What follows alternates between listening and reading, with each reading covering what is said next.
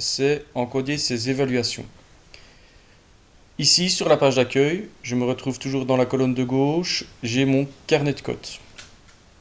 J'ai encodé précédemment mes compétences, ici pour mon cours de première par exemple. Mais maintenant, je vais prévoir une interrogation. Donc je prévois une évaluation pour mon cours de première. Je choisis la période, on n'a qu'une période chez nous. Aucune évaluation n'est encore introduite. Donc j'en crée une nouvelle. J'ai fait mon évaluation, je la prévois pour aujourd'hui. Le code d'évaluation, c'est le même principe, vous mettez ce que vous voulez. Ici, moi je vais mettre évolutif. Évolue, il y a un nombre de caractères maximum. Description, test, évolutif. Soit elle peut être formative, et elle peut être visible par les parents et par l'élève, comme ça ils auront l'information de leurs résultats à l'interrogation. Ce qui est toujours mieux, comme ça permet d'avoir une meilleure communication avec le parent et pas devoir passer par le format papier.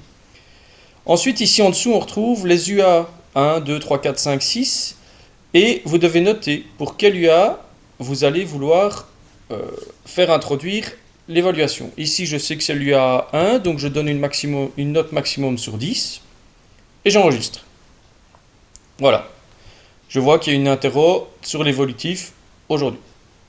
Les deux petites flèches, je clique dessus et j'arrive sur un carnet de code pour la classe, où je noterai le résultat et le commentaire. J'utilise mon élève test, je vais lui mettre, il a très bien fait ça, la cote de 8, et je vais mettre comme commentaire bon test.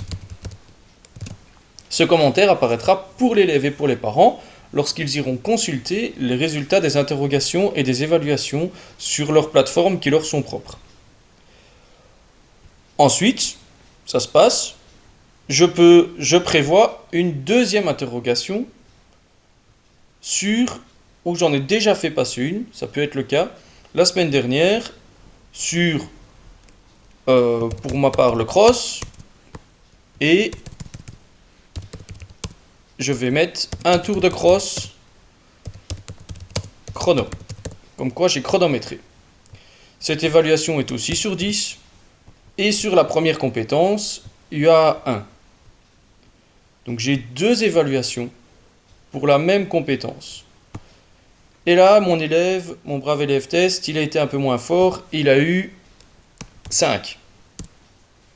Pas besoin de mettre de commentaires cette fois-ci. En passant simplement à la case suivante, ça s'enregistre. Après, pour avoir une vision d'ensemble, je vais sur moyenne. Je vais choisir mon cours, mes premières, ma période annuelle.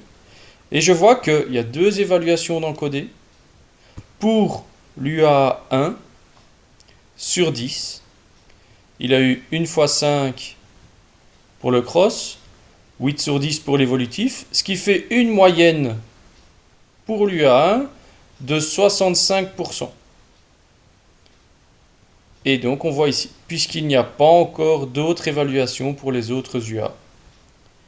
Lorsque l'on devra ensuite envoyer ou créer le bulletin, il faudra enregistrer les moyennes dans le bulletin. Donc là, c'est une manipulation qui doit être faite au moment de l'image du bulletin.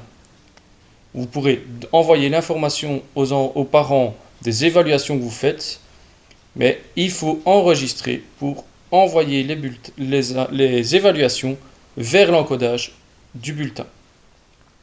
Voilà pour la partie évaluation. Bon travail!